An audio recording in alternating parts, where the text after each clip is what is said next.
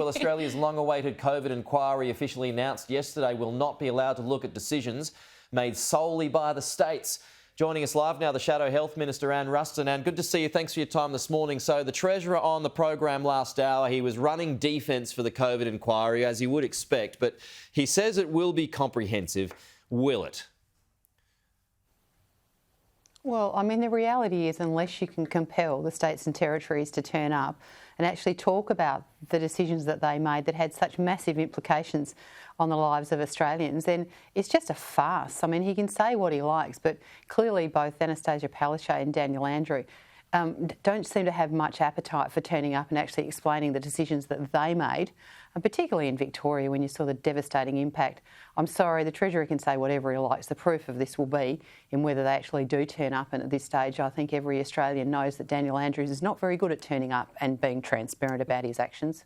Yeah, and well, for it to be comprehensive, in your view, what shape does it need to take?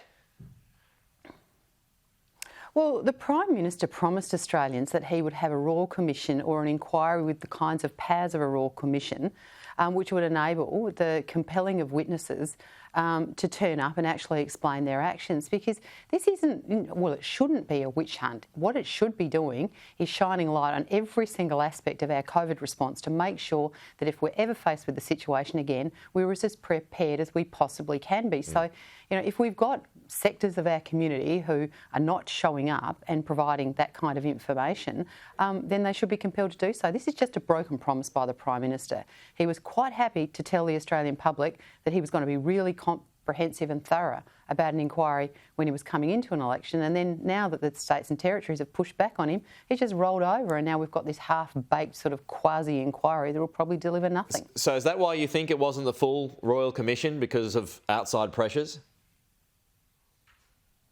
Well, clearly the states and territories, and you've only got to listen to the words of the premiers. I mean, when questioned about it yesterday, Daniel Andrew, all he could talk about was things that were in the domain of the federal government.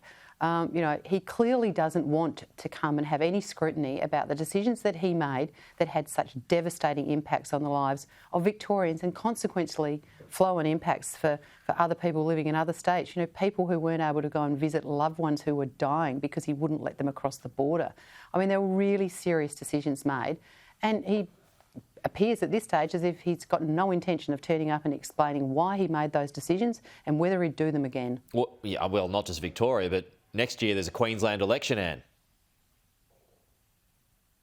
Well, indeed. And so this just looks like a political stunt. I think there's two parts to it.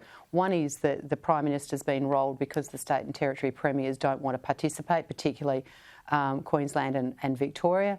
And secondly, you know, clearly he wants this to be a political witch hunt on the previous coalition government, because nowhere in the terms of reference does it suggest that he's going to look at his own government's response to the pandemic. Don't forget, the pandemic didn't finish on the 22nd of May 2022. We've seen record deaths in aged care. We've seen plummeting vaccination rates. I mean, are these the kinds of things that are going to be investigated?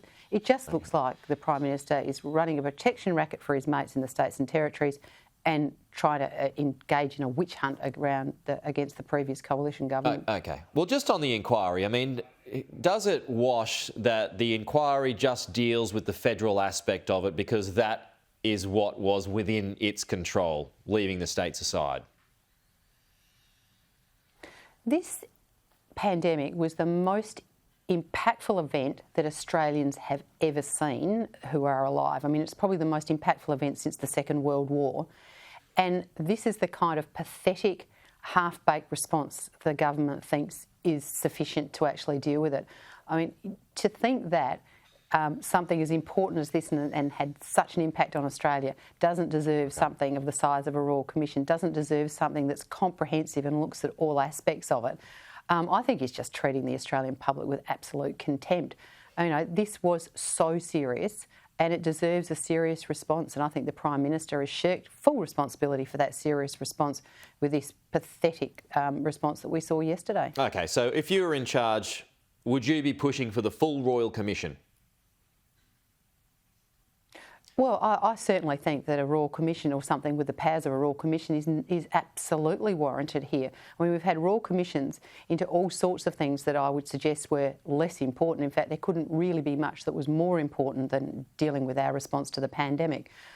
So, I think the kind of inquiry and the kind of depth of inquiry should reflect the depth of the seriousness of the issue that's before us.